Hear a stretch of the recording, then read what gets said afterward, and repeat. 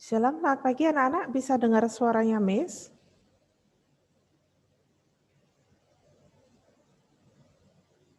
Oke, terima kasih untuk responnya. Ya, sudah di depan Zoom ya. Oke, sebelum kita mulai pembelajaran, mari kita berdoa. Kita satu dalam doa. Bapak, kami mengucap syukur buat pagi ini Bapak. Terima kasih karena kebaikan-Mu untuk setiap kesehatan bagi kami. Untuk kami boleh kembali mengikuti pembelajaran seni budaya. Bapak, kiranya Engkau memberkati kami, Bapak, memberkati kelancarannya sehingga kami boleh belajar dengan baik. Terima kasih Bapak, dalam nama Tuhan Yesus kami berdoa. Amin. Oke, selamat pagi semuanya. Untuk hari ini kita masuk di komik ya. Kalau sebelumnya kita di poster, hari ini kita masuk di komik. Miss akan share screen. Oh, maaf. Sebentar ya, anak-anak ya. Miss perlu perbaiki untuk flash disknya, ini tidak terbaca untuk bukunya. Sebentar ya, 2 menit ya. Miss stop dulu 2 menit. Oke ya. Kita masuk di bab 10 menggambar komik ya. Untuk menggambar komik di sini di bab 10 kita belajar ada konsep menggambar komik, kemudian bahan dan alat menggambar komik, juga syarat-syarat menggambar komik ya. Nah, diharapkan nanti setelah kalian belajar di bab 10, kalian bisa menjelaskan pengertian menggambar komik, kemudian mengidentifikasi setiap jenis dan teknik menggambar komik, kemudian menjelaskan prinsip-prinsip menggambar komik dan dapat membuat komik. Nah, dalam dapat membuat komik ini diharapkan nanti karena komik ini ada 2 jenis, komik manual dan komik digital ya, kalian bisa membuat komik yang digital ya. Oke, kita bahas dulu di sini. Untuk komik itu merupakan salah satu sarana menyampaikan pesan melalui gambar. Nah, di dalam komik itu selain gambar terdapat juga dialog. Jadi memang seperti yang bab kemarin, kalau poster itu juga sarana menyampaikan pesan dan gambar. Tapi kalau perbedaannya kalau di dalam komik di sini ada dialog. Kemudian di sini juga ada tokoh-tokohnya dan harus ada karakter-karakter untuk setiap tokohnya ya. Nah, untuk komik sendiri ini semakin lama semakin berkembang ya. Jadi kalau kalian perhatikan di sini ada beberapa contoh komik ya, ini semakin berkembang. Mungkin komik dari awal ini strip. Jadi kotaknya ini istilah dalam komik itu namanya strip. Jadi strip-stripnya ini mungkin awalnya adalah sama semua. Kemudian berkembang menjadi lebih fleksibel. Terus kalau kalian perhatikan di contoh komik yang nomor 3 ini justru dia ada beberapa yang menggunakan strip, ada yang tidak. Jadi gambarnya ada di tengah-tengah stripnya ya. Jadi ini menunjukkan semakin berkembang, semakin fleksibel dan semakin kreatif ya. Nah, untuk konsep menggambar komik ya. Jadi komik ini merupakan sebuah karya seni yang memuat komposisi, huruf dan gambar. Sering juga disebut dengan cerita bergambar. Nah, untuk pembuatan komik itu sebenarnya dibuat dalam berbagai macam ukuran dan ini disesuaikan dengan kebutuhannya ya. Ada komik yang dibuat dengan cerita dalam bentuk buku, tetapi ada juga yang dibuat dengan cerita pendek atau hanya selembar kertas saja ya. Mungkin nantinya ke depannya kalau kemarin ada beberapa kalian yang sudah membuat buku ya, maksudnya cerita pendek ya, buku cerita pendek. Mungkin ke depannya bisa kolaborasi dengan seni budaya, kita mau bikin komik ya, itu bisa ya. Nah, menggambar komik ini memerlukan ketelitian dan ketekunan dalam membangun karakter dan tokoh dalam cerita. Seorang komikus juga dituntut terampil dalam menggunakan media dan bahan yang digunakan. Nah, komik itu sering digambar di atas berbagai macam kertas dengan menggunakan pena hitam atau pensil berwarna. Ciri utama dari komik itu mempunyai sifat menarik perhatian mata sehingga berbagai tokoh dan karakter dapat menarik perhatian pembaca. Ya, kalau kalian lihat di sini ada contohnya adalah komik dari majalah Powerpuff Girls. Komik memiliki fungsi menyampaikan pesan secara singkat dengan menggunakan kata dan gambar. Oke. Ini sebenarnya lebih pas jika komik ini merupakan sebuah cerita singkat ya. Jadi bisa mungkin kalau yang kemarin kalian sudah buat cerpen ya. Cerpen itu digambarkan dalam komik juga bisa karena di situ kalian bisa menyampaikan sebuah cerita, kalian bisa menyampaikan pesan, kalian juga menunjukkan ada karakter-karakter pada tokoh-tokohnya. Nah, di sini syarat menggambar komik. Syarat menggambar komik yang pertama menentukan topik dan tujuan. Topik dan tujuan ini harus ditentukan di awal supaya kita tahu pesan apa yang mau disampaikan dalam sebuah cerita komik ya. Misalnya nih, contohnya komik tema kejujuran atau tema persahabatan atau mungkin lingkungan, alam semesta dan lain-lain ya. Nah, berdasarkan tema tersebut kemudian baru dibuat visualisasinya ya. Kata-kata yang digunakan untuk memperkuat visualisasi tersebut atau sebuah dialog ya. Itu yang pertama. Yang kedua, membuat kalimat singkat dan mudah diingat ya. Mungkin kalau pada komik ini lebih pas pada dialognya ya. Jadi pesan yang ditulis oleh pembuat komik itu bisa disampaikan dengan baik. Kemudian yang ketiga menggunakan gambar. Menggunakan gambar ini disesuaikan dengan alur cerita, juga disesuaikan dengan penokohan pada memperhatikan karakter pada tokoh-tokoh yang dibuat ya. Jadi misalnya ini komik tentang Donald Bebek. Ini menceritakan sesuatu yang lucu. Jadi tokoh Donald Bebek ini juga digambar dalam bentuk yang lucu juga ya. Nah, ternyata pada komik itu juga sebaiknya menggunakan warna-warna yang mencolok sehingga mengundang perhatian orang untuk membaca narasi komik. Ya. Baru berikutnya yang keempat menggunakan media yang tepat. Nah, media yang tepat ini tergantung dari jenis komik yang kita mau buat. Misalnya kita mau buat apa? Komik yang manual. Komik yang manual berarti kita memerlukan peralatan seperti kertas gambar, kemudian pewarna, alat mewarnai ya atau pensil. Tapi kalau kita mau membuat komik digital, berarti kita memerlukan apa? Memerlukan komputer, mungkin memerlukan HP ya, dan harus menginstal aplikasi-aplikasi tertentu yang diperlukan ya, atau software-software tertentu yang diperlukan. Bahkan zaman sekarang itu berkembang sangat pesat perusahaan-perusahaan yang membuat animasi-animasi atau mungkin yang membuat komik-komik ya, komik-komik digital. Kalau kalian tahu majalah-majalah mungkin yang dulu ketika kalian kecil ada namanya majalah Bobo ya, majalah Bobo. Sekarang sudah ketika Miss cari majalah Bobo udah jarang ya. Bahkan Miss enggak pernah lihat majalah Bobo. Miss baru ketemu majalah Bobo itu ternyata secara digital. Jadi di situ ada juga cerita-cerita komik yang ada pada Bobo ya. Itu bahkan tidak hanya disajikan dalam bentuk komik digital tetapi juga dibuat video ya. Jadi film. Biasanya di YouTube ya dibuat film. Misalnya cerita kalau di Bobo apa ya, Sisirik ya. Nah itu dari komik dia bahkan berkembang menjadi sebuah film kartun ya.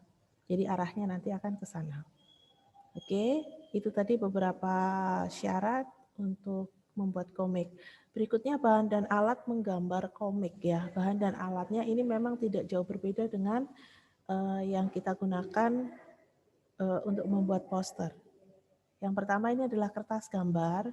Nah, kertas gambar itu biasanya berwarna netral ya, putih, bisa abu-abu, coklat, atau bahkan hitam. Kalau nggak salah minggu lalu Miss sudah setelkan cara mewarnai kertas berwarna hitam ya. Nah, jadi di situ ada mewarnai kertas gambar berwarna hitam. Ternyata ada ya. Dan tidak hanya warna putih ya, tidak hanya warna abu-abu, warna coklat ya. Ada banyak sekali jenis kertas. Dan kertas-kertas yang digunakan ini bisa kertas HVS, kuarto, karton, pada larang, dan lain-lain. Ya.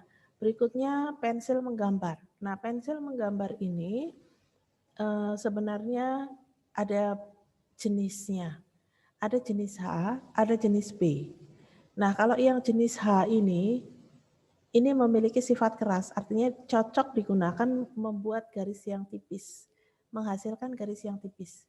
Tapi kalau pensil B itu memiliki sifat lunak dan cocok digunakan untuk membuat garis tebal atau hitam pekat. Ya. Kalau pensil H dan pensil B itu dibedakan dari segi tingkat kekerasan dan kepekatan hasilnya. Kalau yang pensil H dan pensil B itu biasanya ada tanda angkanya ya, 2B, 3B, 4B, dan lain-lain. Nah, kalau untuk pensil B semakin besar angkanya, itu semakin lunak sifat dan makin pekat hasil goresannya. Misalnya kalian punya pensil 2B, pensil 3B, pensil 4B. Nah, semakin besar angkanya, misalnya 2B dengan 4B, itu berarti semakin pekat hasil goresannya. 4B lebih pekat daripada 2B, lebih hitam. Jadi kalian bisa membuat warna gradasi dari pensil tersebut, ya. Jadi kalau kalian mau buat warna gradasi bisa menggunakan pensil H dan pensil B. Mungkin mulai dengan pensil B dulu dari 4B misalnya seperti itu. Ada setelah 4B, baru 3B, baru 2B, jadi semakin lama semakin tipis. Ya, dan seterusnya. Nah, untuk pensil H, makin besar angkanya, makin keras sifatnya dan makin tipis. Jadi kalau H itu semakin besar angkanya, itu semakin tipis. Jadi semakin tidak kelihatan ya, semakin abu-abu gitu. Ya, jadi kalian udah ngerti apa bedanya jenis pensil H dan B ya. Beberapa waktu lalu Miss pernah lihat, jadi ada yang anak-anak yang suka menggambar, ternyata di situ lengkap dengan pensilnya, ada 2B, 3B, 4B, 6B ya sampai di situ. Ternyata itu untuk membuat gradasi. Jadi walaupun nanti kalian menggambar tidak diwarna, hanya menggunakan pensil, itu silahkan, tetapi tidak perlu membuat tetapi harus dibuat gradasi warna dari pensil. Berikutnya pensil warna. Nah, untuk pensil warna ini memiliki variasi warna yang banyak dan menghasilkan warna yang lembut ya. Jadi salah satu ciri khas untuk pensil warna ini menghasilkan warna yang lembut. Pensil warna untuk mewarnai gambar dengan cara gradasi, yaitu pemberian warna dari arah gelap berlanjut ke arah lebih terang atau sebaliknya. Ya, nah peralatan lain adalah penggaris. Kalau penggaris ini sebenarnya bentuknya juga macam-macam ya. Ini tergantung dari kebutuhan. Kalau pada proses pembuatan komik kita memang perlu penggaris, ya, perlu penggaris untuk membuat strip-stripnya. Nah, fungsi dari penggaris ini membentuk garis yang dibutuhkan untuk membuat strip-strip kolom pada komik, ya. Itu untuk alat dan bahan. Berikutnya kita mengenal tokoh. Jadi di Indonesia punya seorang tokoh komik ya, namanya Raden Ahmad Kosasih. Ya, beliau sudah sangat berjasa dalam mengembangkan komik di Indonesia ya, karena pada awalnya komik di Indonesia itu sulit untuk diterima, ya, apalagi dengan tokoh-tokoh superhero yang kadang tidak sesuai dengan budaya Indonesia, ya. Akhirnya Raden Kosasih ini membuat komik yang berupa komik wayang. Nah, ternyata dengan komik wayang ini lebih mudah diterima. Nah, dan semakin hari semakin berkembang untuk kreativitas dalam hal komik, ya.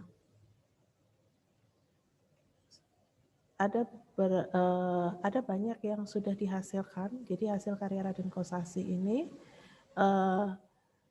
menghasilkan beberapa karya, dan itu sampai sekarang tetap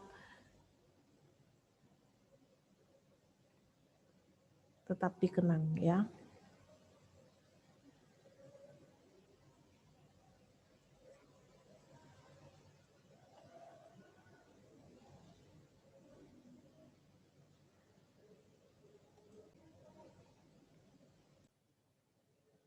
Hari ini kita mau menggambar komik ya. Komik dengan tema persahabatan. Jadi kalian buat komik dengan tema persahabatan. Silahkan untuk pesannya, kalian boleh bebas untuk pesannya. Pesan apa yang mau kalian sampaikan dari cerita komik yang kalian buat. Untuk stripnya, kalian buat minimal adalah 6 strip untuk komiknya. Silahkan untuk hari ini kalian buat adalah komik yang manual ya. Jadi kalian gambar, kalian warnai, seandainya tidak diwarnai silahkan buat gradasi dari pensil. Untuk gradasi dari pensil tidak perlu kalian harus beli banyak pensil, cukup kalian buat gradasinya, itu bisa dilakukan hanya dengan 1 atau 2 pensil saja sudah cukup. Oke, ada pertanyaan untuk tugas gambar membuat komik?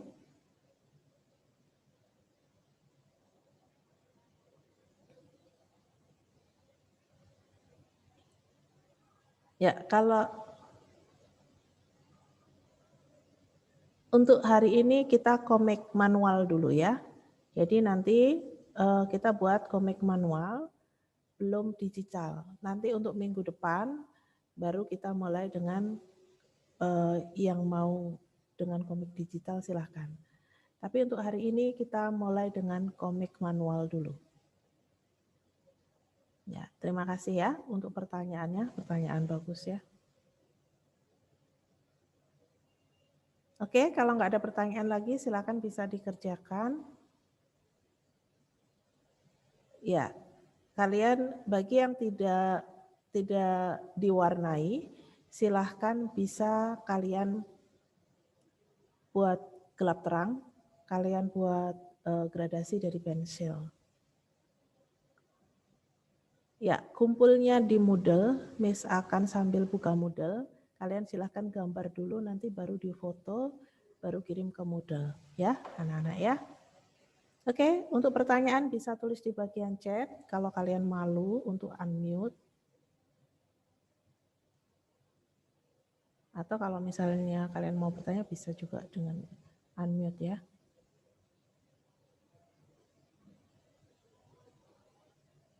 Oke, ada pertanyaan pakai pensil warna boleh atau tidak?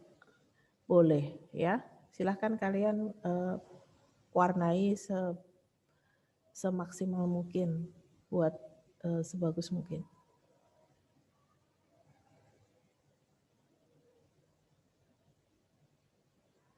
Oke, silahkan bisa dikerjakan.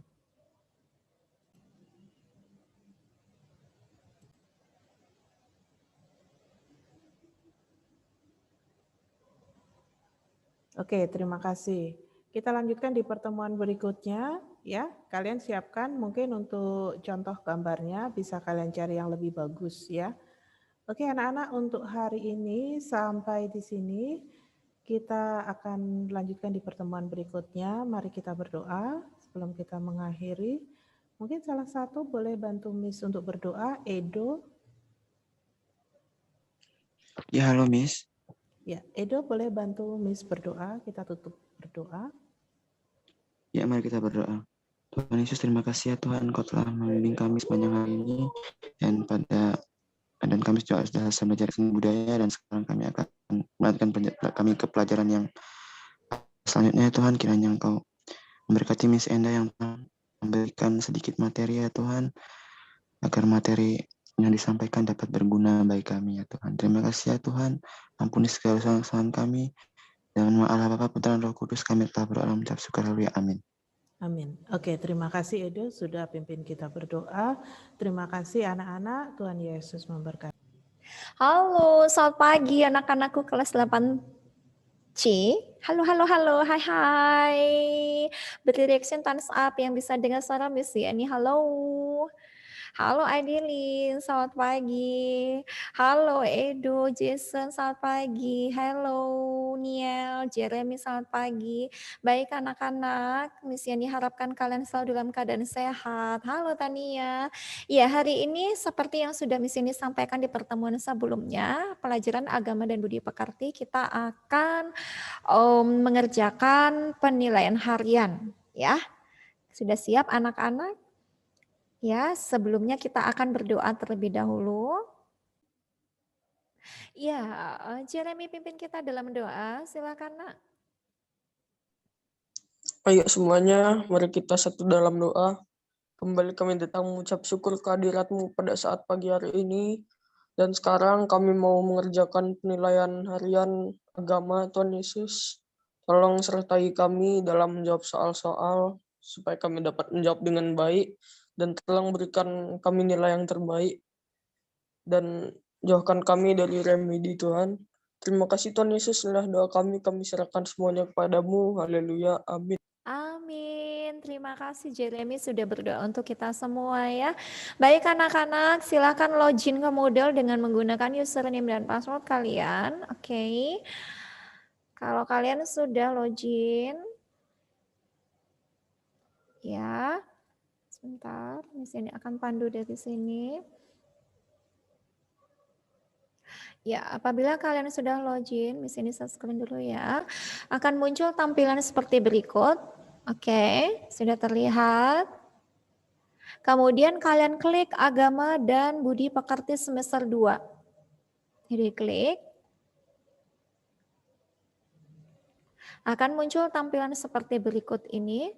Ya, tolong perhatikan di sini banyak sekali file ya, jangan sampai kalian salah mengerjakannya. Yang kalian klik adalah penilaian harian. Bagian yang ini diklik penilaian harian. Setelah itu akan muncul tampilan seperti berikut, kalian klik bagian mencoba kuis sekarang. Ini diklik. Oke, bisa dipahami ya anak-anak ya. Yang diklik adalah penilaian harian, setelah itu bagian mencoba kuis sekarang itu yang kalian klik. Langsung dikerjakan. Ada pertanyaan? Apa mengalami kendala? Ada yang mengalami kendala? Oke, anak-anak silakan mengerjakannya. Yang sudah login tolong beri reaction thumbs up. Oke, terima kasih Jeremy, Kenson, Ridas, Aurel, Jason, Edo, Angel, Tania mengalami kendala. Oke, untuk Adeline, ya terima kasih Stevila, ya silakan kerjakan ya nak ya. Tetap semangat, oke Kristo tetap semangat Ulan ya. Tuhan Yesus memberkati. Baiklah anak-anak, karena waktu sudah menunjukkan pukul 10 lewat 10 menit, waktunya sudah beristirahat ya. Kalian sudah menyelesaikan untuk penilaian harian. Oke, lihat kembali ya, perhatikan. Ya, untuk Niel, Jason, Jeremy, Elda, Kenson, Adeline, Edo, Sevilla, Christo, Angel, Aurel, Kennedy, Wulan, Tania, Alicia, Steven, Ridas, Graciela, Darren, Gaby, Alexis ya sudah selesai mengerjakan penilaian harian dan juga sudah mengetahui nilainya. Kemudian untuk Gilang, ayo nak masih dalam tahap mengerjakan. Semangat Gilang. Ingat kalau sudah selesai mengerjakan, ingat segera dikumpulkan ya. Jangan sampai tertunda. Oke, anak-anak kita akan akhiri dengan doa. Ya, mari kita berdoa. Tuhan, terima kasih untuk kasih setiamu di dalam kehidupan kami. Terima kasih karena Tuhan sudah menyertai kami untuk kami boleh menyelesaikan penilaian harian pelajaran agama pada hari ini. Dan sebentar lagi kami akan istirahat. Kami percaya Tuhan tetap menyertai kami supaya kami bisa bersemangat lagi untuk mengikuti pembelajaran selanjutnya. Terima kasih Tuhan, kami mengucap syukur dalam nama Yesus. Haleluya, amin. Baik, sekali lagi misi yang diingatkan untuk Gaby, Darren, Ale, ya, kemudian Angel dan juga Gilang untuk tugas-tugas yang belum diselesaikan, sudah misi diinfokan tadi. Misi yang diminta segera kumpulkan supaya tugas-tugas kalian tidak menumpuk. Jangan ditunda lagi ya, segera kumpulkan ke Moodle. Oke, baik anak-anakku, silakan istirahat ya. Misi ini selalu ingatkan untuk tetap menjaga kesehatan dan tetap bersemangat. Tuhan Yesus memberkati. Sampai jumpa. God bless you. Bye-bye. Ya, oke. Oke, saya akan review tentang getaran dan gelombang. Apakah yang dimaksud dengan getaran? Apa yang dimaksud dengan gelombang? Getaran dan gelombang itu beda. Tapi mereka sama-sama mempunyai energi, ya. Jadi kalau getaran itu adalah gerak bolak-balik suatu benda yang mempunyai gaya pemulih. Apa sih yang dimaksud dengan gaya pemulih? Gaya pemulih itu adalah gaya yang menyebabkan dia kembali ke posisi semula. Contohnya gerak bandul. Nggak ada pulpen ya, misalnya ini ya. Ini gerak bandul. Misalnya bandul itu mulai dari diam begini.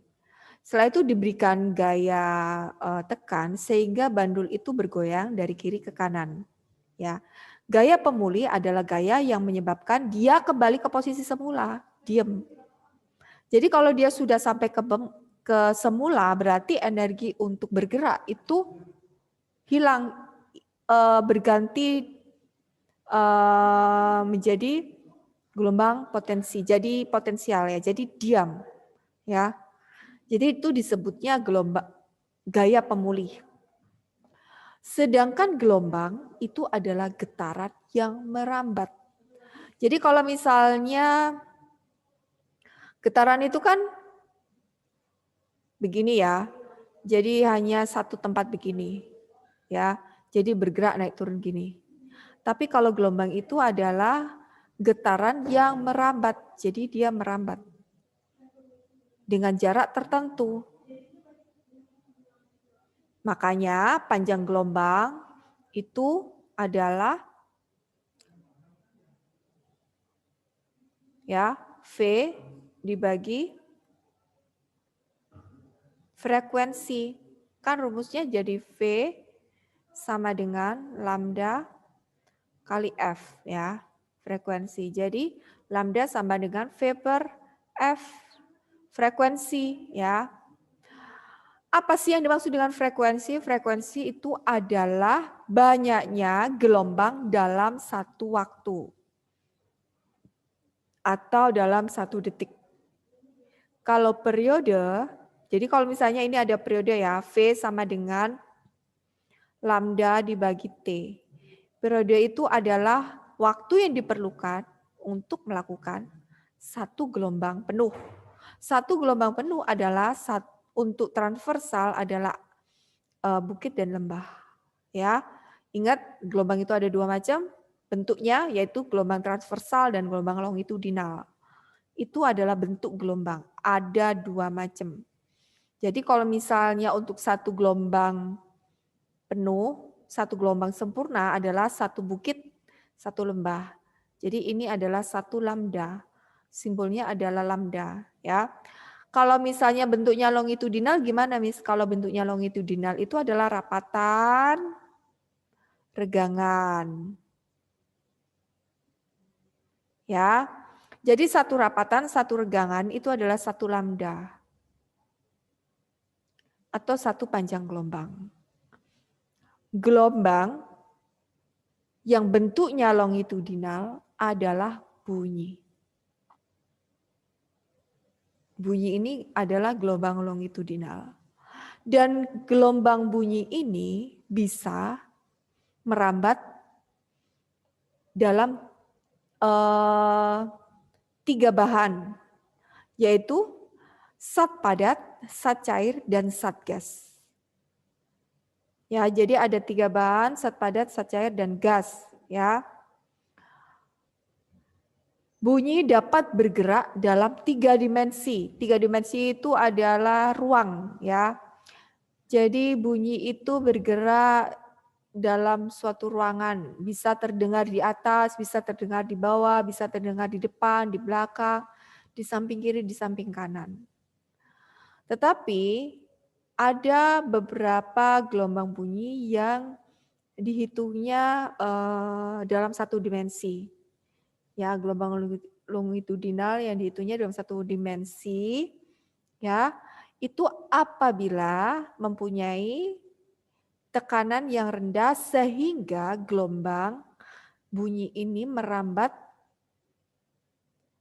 hanya di permukaan tanah. Ya, nanti ini saya akan jelaskan terlebih dahulu, tapi kita belajar tentang cepat rambat bunyi. Oke, perhatikan untuk cepat rambat bunyi. Tadi sudah saya jelaskan bahwa bunyi merambat pada 3 medium, bisa medium zat padat, medium zat cair, medium zat gas atau udara, ya. Dan saat ini kita akan mengidentifikasi perbedaan dari setiap cepat rambat bunyi. Kalian buka halaman 113 anak-anak, kalian ambil bukunya, ya. Jadi setiap kali pelajaran fisika harus bawa ballpoint, alat tulis, buku catatan, ya, dan juga buku paket atau LKS. LKS saja ya, karena Miss hanya punya LKS. Jadi kalian buka yang LKS seperti ini, ya. Sekarang perhatikan dengan baik. Ya. Halaman 117. Untuk menghitung kecepatan bunyi dalam zat padat itu ada 2 faktor yang mempengaruhinya, yaitu modulus Young dan volume massa density. Atau disebutnya modulus Young ini adalah modulus elastis suatu bahan. Apa sih elastis suatu bahan? Jadi suatu bahan atau suatu materi itu pasti ada batas elastisitas. Batas elastisitas bisa patah atau bisa kembali ke bentuk semula. Jadi kalau misalnya melebihi dari batas elastisitas itu akan mengalami kerusakan atau patah atau broken gitu ya. Dan cepat rambat bunyi dalam zat padat itu tergantung dari modulus elastisitas suatu bahan atau zat padat yang dilalui oleh bunyi itu. Contohnya besi dan kayu. Ya, modulus elastisitasnya itu yang mana? Atau misalnya kain dan kayu, ya, kan zat padat. Jadi modulus elastisitas itu adalah kemampuan untuk elastisitas. Atau kalau misalnya ada gelombang yang mengenainya, maka bisa diterima dengan baik, dipantulkan dengan baik atau tidak, ya. Dan faktor selanjutnya adalah massa jenis volume suatu bahan. Ya.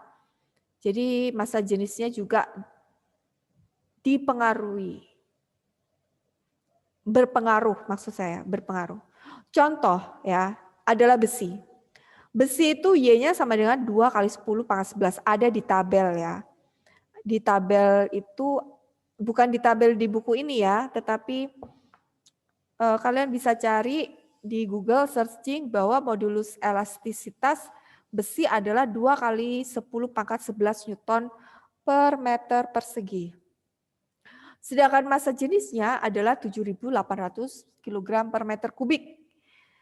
Rumus untuk menghitung cepat rambat bunyi dalam zat padat adalah akar Y per rho V. Jadi C-nya atau cepat rambatnya di zat padat adalah 5.100 meter per second. Oke, sekarang kita cek, bandingkan dengan yang ada di buku. Yang di buku itu berapa? Massa jenis besi, massa jenis besi ya. Cepat rambat bunyi melewati besi, halaman 117, saya mau tanya ke Edo. Edo? Ya, halo Miss. Berapa cepat rambat bunyi di besi? Cepat rambat bunyi di besi.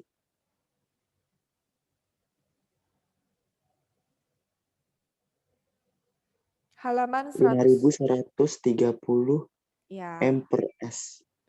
betul, 5.130 meter per second. Perhatikan angka ini adalah 5.100 meter per second. Ya, jadi ada selisih. Dan selisihnya ini dipengaruhi oleh tekanan atau temperatur ya. Jadi temperatur atau suhu zat padat.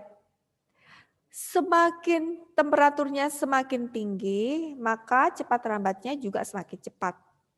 Semakin dingin, maka cepat rambatnya enggak seberapa ya.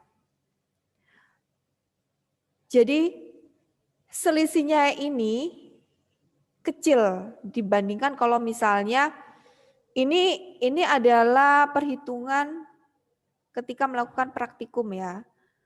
Dan ini perhitungan 5.130 yang sering diulang-ulang. Jadi di angka kepala 5 ya, selalu 5.100, 5.130 gitu ya. Oke, sekarang kita lihat untuk perbandingan di kecepatan bunyi dalam zat cair.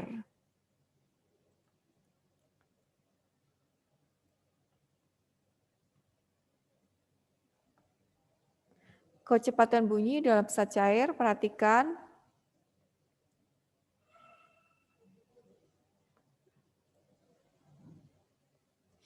Jadi ini adalah pipa ya yang diberikan tekanan sehingga airnya bisa mengalami rapatan regangan, dan kita mau tahu berapakah cepat rambat gelombang bunyi ketika melewati media air ya.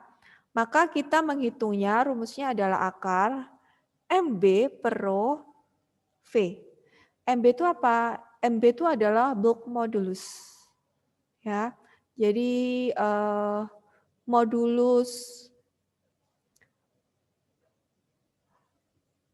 elastisitas dari bahan zat cair ya, dan ini ada di tabel, yaitu dia kali 10 pangkat 9 Newton per meter persegi.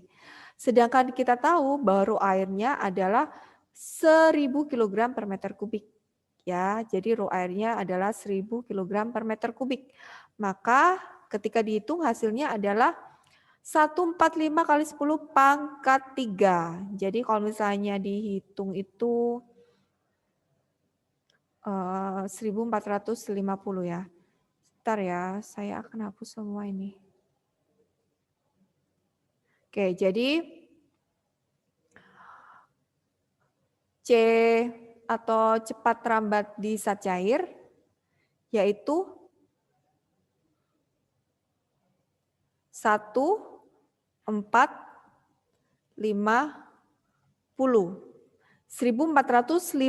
meter per second. Ya. Jadi berapa yang ada di buku? Yang ada di buku Darren, hasilnya berapa?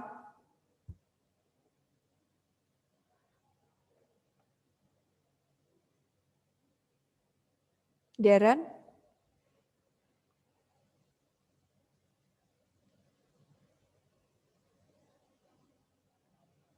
Darren? Kemana Darren? Halo Darren. Oke, Ridas. Ridas? Cepat rambat bunyi di zat cair ya. Ya. Berapa Zat cair? Ya. 1490 meter per second. Ya. Jadi yang di buku adalah 1490 meter per second ya. Jadi ini sama Nana ya. Selisih hanya 40 ya. Kenapa ada selisih? Karena tergantung dari temperatur. Nanti kita akan lihat nanti di selanjutnya ya tentang cepat rambat bunyi di udara. Kenapa ada yang 330, ada yang 340. Oke, sekarang kecepatan bunyi di udara. Kecepatan bunyi di udara, jika kalian lihat di buku adalah 340 pada suhu kamar. Suhu kamar ini adalah suhu antara 25 sampai 35. Ya. Jadi tidak terlalu panas dan tidak terlalu dingin. Nilainya adalah 340 meter per second, bisa kalian lihat dan baca di buku. Oke Alicia. Dan perhatikan kecepatan bunyi di udara ketika kita hitung dengan rumus jika tidak pada STP ya. Apa sih STP itu? STP adalah standar temperature pressure. Jadi pada tekanan 0 atm atau tekanan normal 0 atm dan suhu normal ya. Jadi nilainya adalah kalau dihitung itu 20 akar 273 minus 60 ya. Minus 60 itu dapat dari mana? Nah, kalau misalnya suhunya minus 60 derajat Celcius. Ya. Jadi rumusnya kan 20,1 akar T. T-nya itu kan temperatur dalam Kelvin. Ya. Jadi kalau misalnya suhunya minus 60, maka 273 dikurangi 60 kan, maka nilainya adalah 292. Oke. Kalau misalnya suhunya 33, jadi tinggal hitung aja. Kan rumusnya adalah ini. 1,4 itu adalah gamma ini ya. Dia adalah massa jenis dari udara, terus R tetapan Boltzmann dan T temperatur. M ini adalah molaritas atau mol ya. Jadi kalau misalnya dihitung nilainya adalah 20,1 akar T. Jadi C untuk udara atau cepat rambat di udara adalah 20,1 akar T dalam Kelvin. T itu apa? T itu temperatur atau suhu. Misalnya suhunya, ini kan sudah diketahui ya, suhunya 292 itu dapat dari mana? Hasilnya 292 itu dapat dari mana? Karena suhunya minus 60. Sekarang kita menghitung kalau misalnya suhunya 25 ya. Apakah hasilnya adalah 33 340 meter per second kita hitung. Jadi temperaturnya harus dalam bentuk Kelvin. Jadi kalau misalnya dalam bentuk Kelvin, kalau suhunya T-nya itu adalah 25 atau 30 lah ya, supaya bisa kelihatan jelas. 273 dikurang 273 dikurangi atau ditambah? Kalau dalam bentuk Kelvin ditambah ya. Ditambah 30. Jadi sama dengan 20,1 akar 273 ditambah 30. Jadi berapa?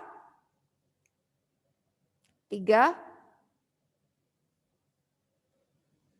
3 berapa? 30.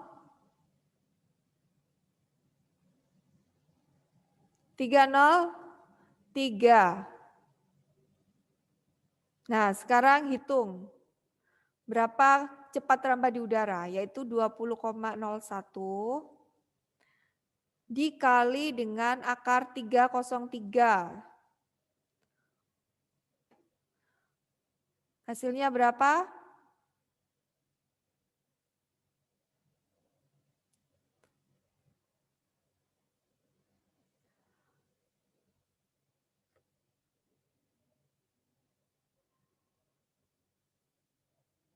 (17.406). Maksudnya 17, atau 17.000 atau bagaimana? Ridas, tulisannya bagaimana? 17,4. Oh, koma ya. Oke, ini jadinya 17,4. Nah, sekarang hitung. 17,4 dikali 20,1. Jadi hasilnya berapa?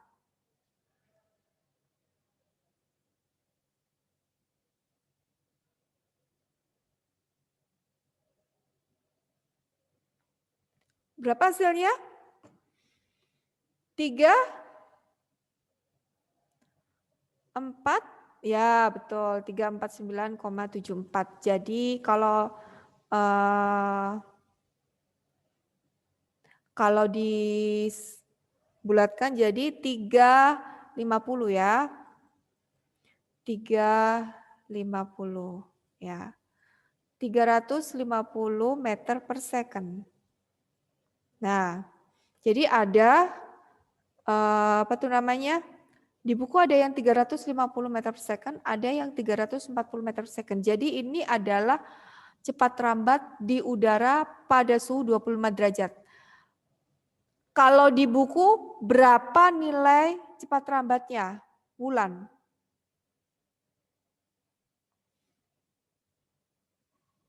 Wulan?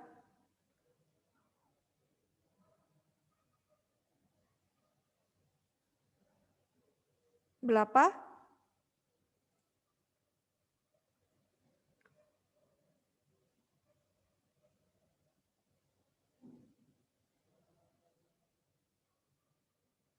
Halo.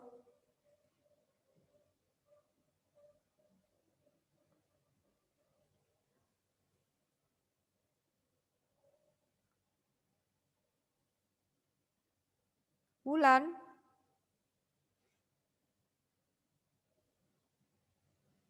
Wulan tidak menyimak berarti ya.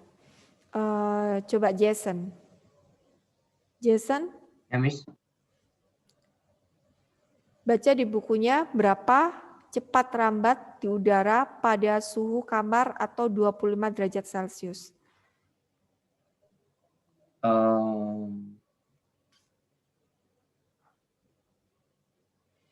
340 meter per second.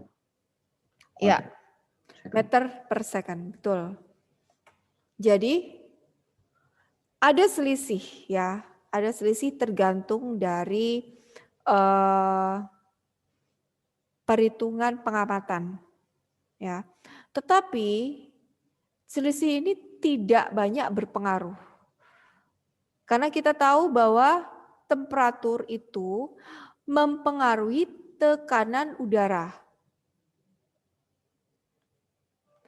temperatur yang dingin menyebabkan tekanan udara rendah. Ya, tadi saya sudah jelaskan bahwa gelombang bunyi itu bisa ke segala arah merambatnya dalam 3 dimensi, berarti ke ruang ya, ke ruang. Nah, ketika suhunya rendah atau ketika suhunya tinggi, maka ada tekanan yang berubah. Suhu yang sangat tinggi, maka tekanannya juga tinggi. Ya, jadi kalian bisa membandingkan cepat rambat udara pada dataran rendah dan dataran tinggi. Pastinya dataran rendah itu adalah suhunya rendah ya. Jadi kalau suhunya rendah, maka tekanannya rendah. Kalau tekanannya rendah, ya, maka bunyi yang bisa kita dengar itu terdengar dengan jelas. Kenapa? Nah, karena bunyi itu tidak bisa merambat atau tidak bisa sampai ke dimensi ruang yang tinggi. Maksudnya hanya ke dataran atau bidang yang sejajar. Jadi gelombang bunyi itu hanya bisa dihantarkan di dekat permukaan bumi. Jadi bunyi merambatnya lebih lambat pada suhu rendah. Sehingga kalau misalnya di tempat yang dingin atau pada malam hari, suara itu tidak terdistribusi ke atas. Jadi dia hanya menyebar di permukaan bumi saja.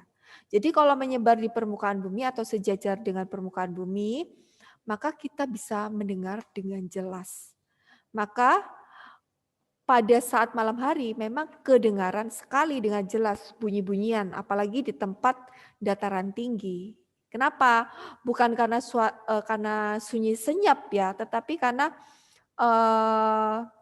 tekanan udara yang rendah menyebabkan bunyi tidak bisa terdistribusi ke atas, tetapi dia hanya terdistribusi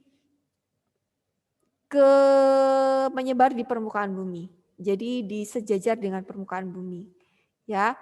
Makanya ketika kita ada di tempat yang udara dingin atau misalnya kita berkemah di dataran yang tinggi pada saat malam hari ya, pada saat dingin kita bisa mendengar suara dengan jelas.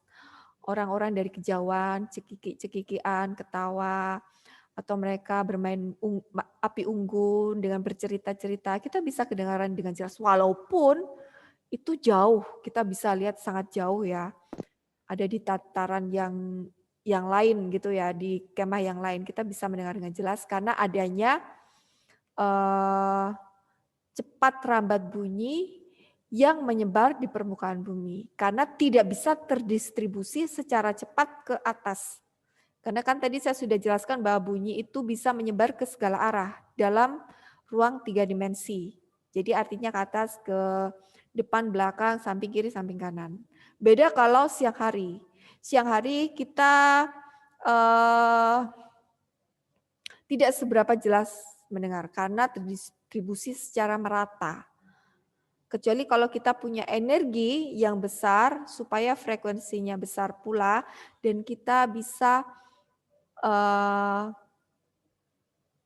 mentransfer gelombang bunyi itu ke telinga pendengar. Ya, kita tahu bahwa gelombang bunyi itu bisa kita dengar apabila membran timpani atau lapisan gendang telinga kita itu bergetar. Jadi apapun yang bergetar pasti menimbulkan bunyi. Jadi bunyi tidak akan terdengar ke telinga kita kalau tidak ada getaran. Jadi kenapa kita bisa mendengar bunyi? Karena ada gendang telinga kita yang sangat tipis, yang sangat sensitif itu bergetar.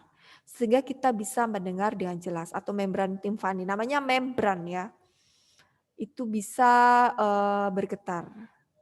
Jadi sangat tipis ya, dan itu juga kadang tidak bisa dilewati oleh air ya. Tapi kalau misalnya tekanan tinggi di air yang sampai kedalaman yang sangat dalam, itu bisa memecahkan gendang telinga, karena kan tekanan air itu bisa sampai masuk ke semua semua lapisan-lapisan ya. Jadi sampai bisa juga memecahkan gendang telinga kita. Iya, kalau suhunya positif itu ditambah, kalau suhunya negatif dikurangin. Kenapa kalau dikurangin? Karena kan minus. T-nya kan minus, karena kan mencari Kelvin itu kan mencari dari Celsius mencari suhu dalam bentuk Kelvin itu kan berarti ditambah. Jadi Kelvin itu kan 273. Jadi kalau misalnya 20 derajat Celcius berapa Kelvin berarti kan dijumlah. Jadi 273 ditambah 20. Tapi kalau misalnya Celciusnya itu adalah minus 50, berarti Kelvin dikurangi 50 gitu. Jadi 273 dikurangi 50. Jadi itu hasilnya pasti Kelvin. Ya. Oke.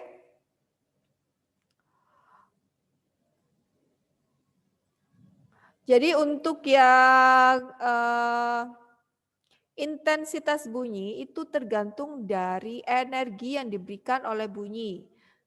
Ya, saya review lagi bahwa gelombang itu hanya mentransfer atau membawa energi, bukan membawa materi. Loh, apa sih yang dimaksud dengan materi? Jadi materi itu contohnya ya, materi itu. Apabila, ini analogi ya, saya analogikan seperti ini. Apabila ada ember berisi air, kamu isi air dengan tenang ya. Terus habis gitu di tengah-tengah ada kotak dari kertas. Ini kok bundar ya, ada kotak di tengah-tengah. Nah, ini ada di tengah-tengah dalam permukaan air yang tenang. Dan kamu berikan gaya tepuk atau kamu tepuk-tepuk air di sebelah tepi supaya terjadi gelombang air. Jadi gelombangnya itu kan naik turun airnya. Nah, sekarang perhatikan. Yang terjadi adalah kotak ini tidak akan merambat sampai ke tepi. Kalau kita tepuknya tegak lurus dengan permukaan air ya, dia tidak akan merambat ke tepi. Dia hanya naik turun di tengah-tengah saja. Kecuali kalau misalnya kalian dorong airnya itu ke kanan, maka dia ke tepi nih. Tapi kan saya sudah bilang bahwa tepuknya itu naik turun aja. Maka yang terjadi adalah gelombang transversal dari air yang tidak yang tidak diam, tetapi dia berjalan ke arah kanan. Nah, gelombang ini membawa energi. Jadi gelombang itu membawa energi, bukan membawa materi, ya, yang menuju ke pinggir. Gelombang yang membawa energi ini tergantung dari energi yang kita berikan kepada air. Kalau energi kita yang kita berikan kepada air itu besar, maka energi gelombangnya juga besar. Ya. Tapi dia tidak membawa materi. Ya, itu disebutnya memang intensitas bunyi. Jadi intensitas bunyi diberikan oleh energi yang dibawa oleh bunyi. Karena bunyi menyebar ke segala arah, kita membutuhkan rapat energi persatuan luas. Oke, Adeline. Oke, sekarang perhatikan bahwa bunyi itu mempunyai frekuensi ya tentunya. Frekuensi itu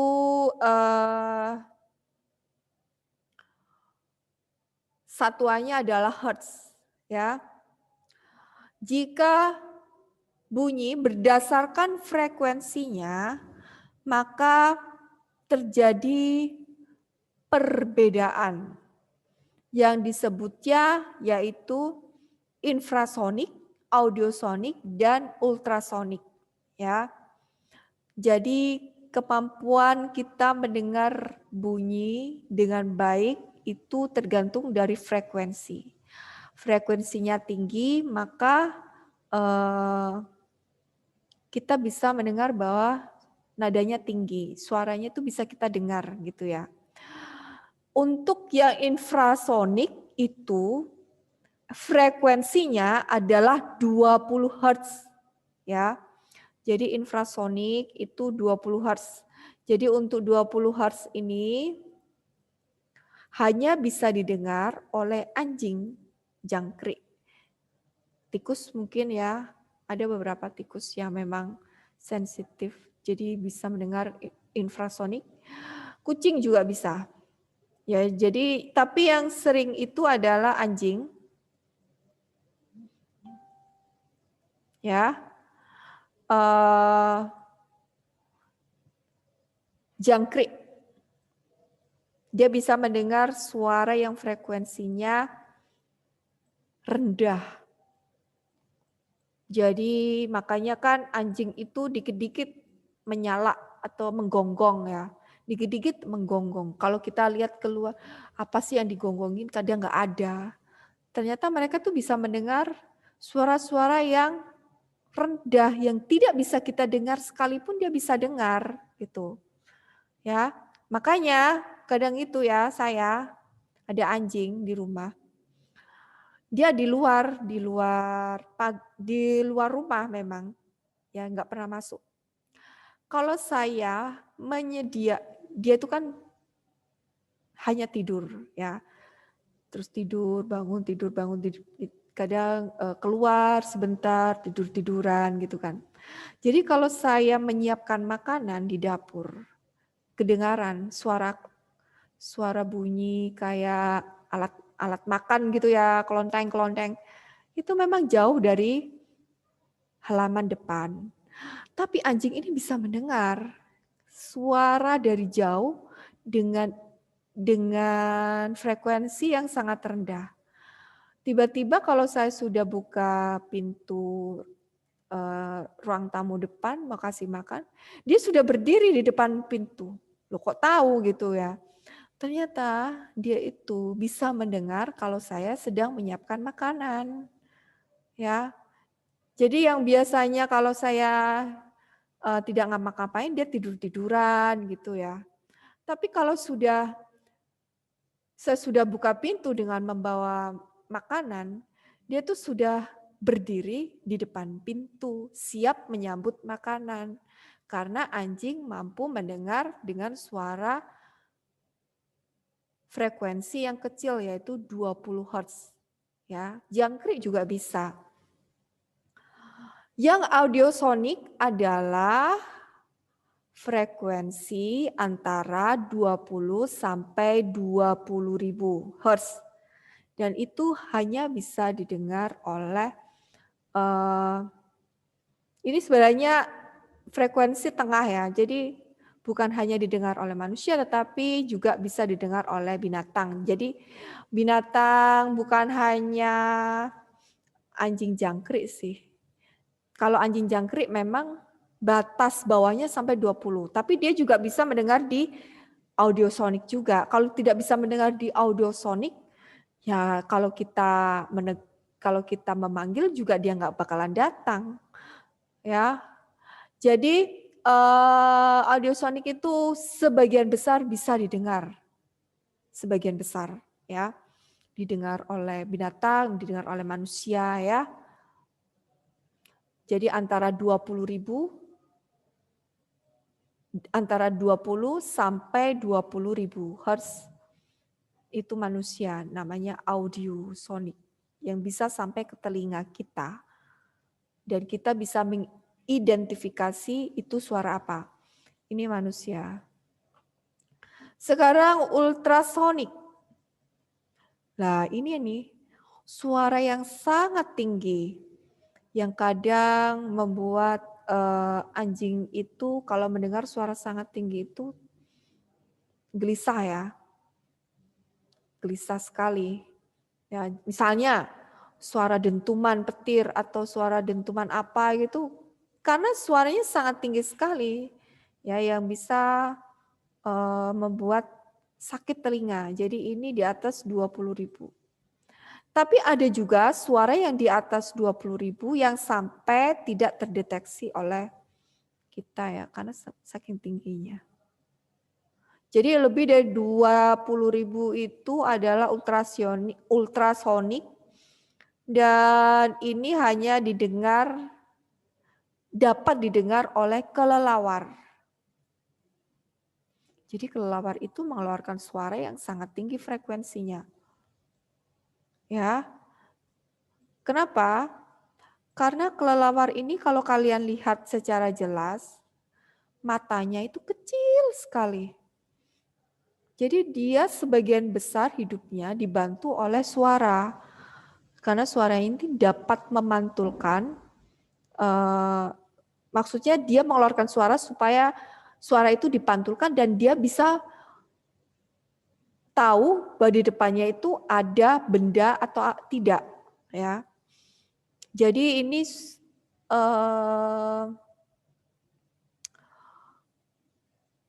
suara ini hanya didengar oleh kelelawar supaya dia tahu bahwa dia bisa mengidentifikasi di depan itu kan ada dinding gua atau tidak supaya dia tidak tertabrak. Karena kelelawar ini kan cepat ya terbangnya.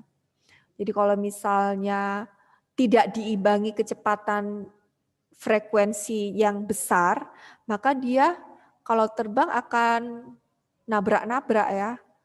Dan itu mengganggu keseimbangan hidup kelelawar ini. Makanya kelelawar bisa mendengar dengan intensitas yang sangat tinggi, yaitu lebih dari 20.000 Hz. Ya, oke.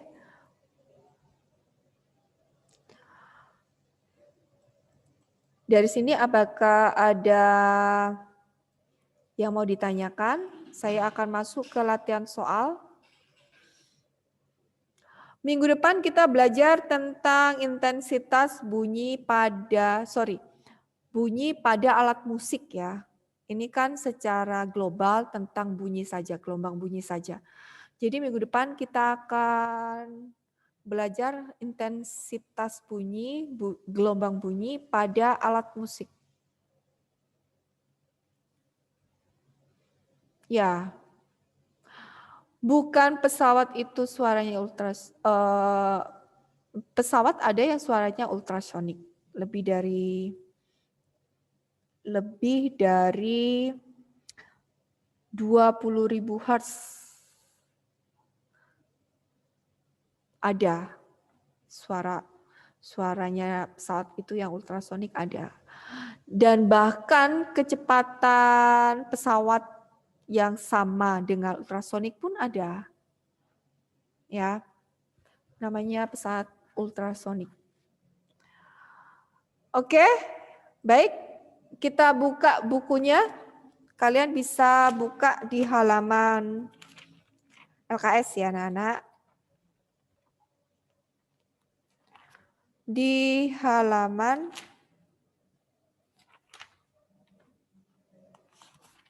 140 kita bahas bersama ya. Kita bahas bersama hanya nomor tertentu. Kalian kerjakan nanti di rumah. Halaman 140 sampai 141, nomor 1 sampai 10 ya. Penilaian harian pilihan ganda yang A nomor 1 sampai 10. Kita akan bahas minggu depan bersama-sama. Ya. Kita akan bahas minggu depan bersama-sama, tapi kalian pelajari, kalian kerjakan. Oke, saya akan berikan contoh soal dan kita akan bahas itu nomor 1 dan nomor 6. Nomor 1 dan nomor 5. Oke, perhatikan nomor 1. Sudah semuanya dibuka bukunya? Saya mau lihat kalian sudah buka buku belum? Kennedy? Betania?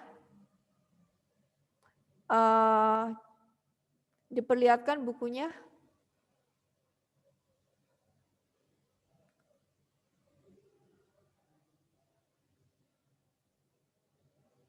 Kennedy? Oh ya, Betania. Oke. Baik. Ya, oke. Baik, nomor 1 ya, kita bahas. Bandul bergerak melalui lintasan 1, 2, 3. Bandul tersebut melakukan getaran sebanyak berapa kali?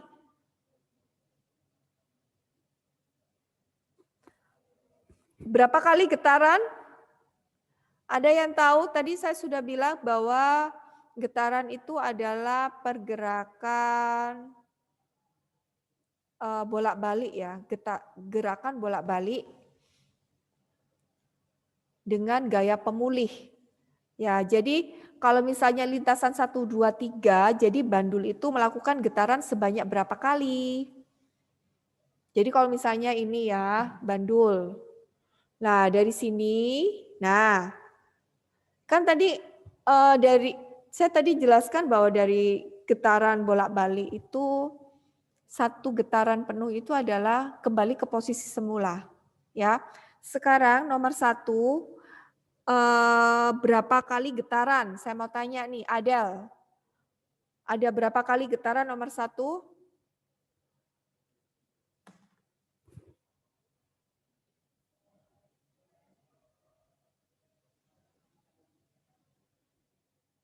Adel?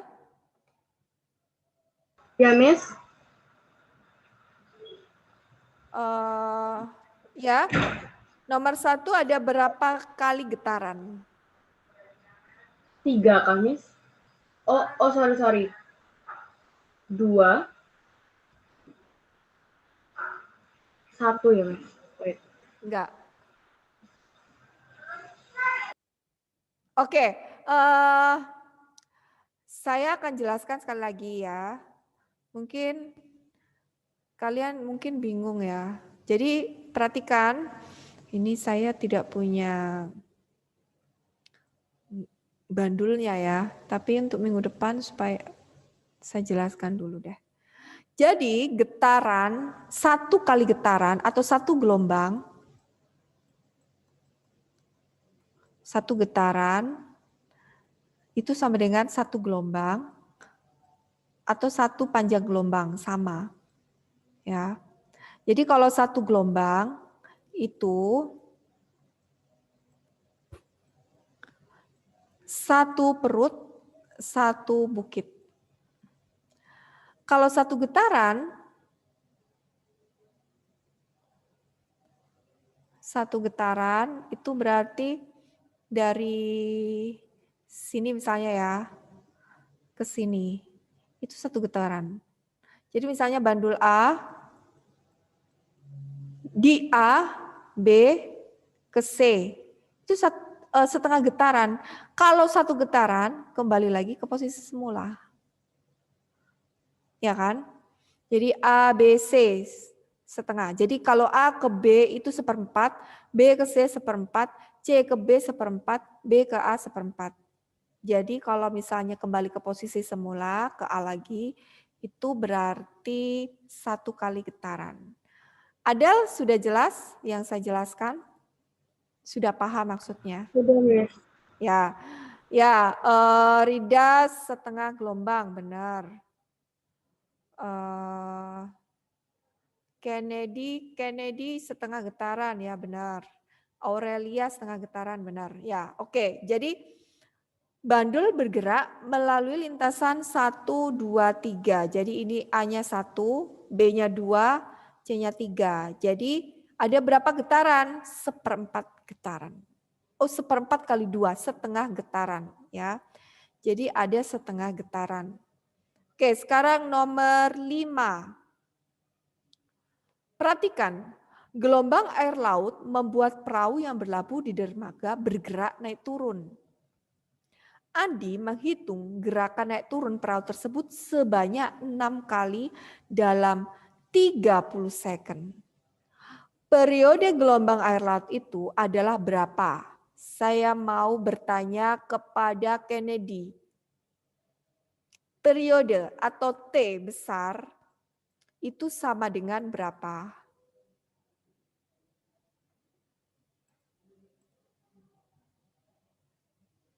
Oh, Ridas, tadi saya sudah jelaskan ya.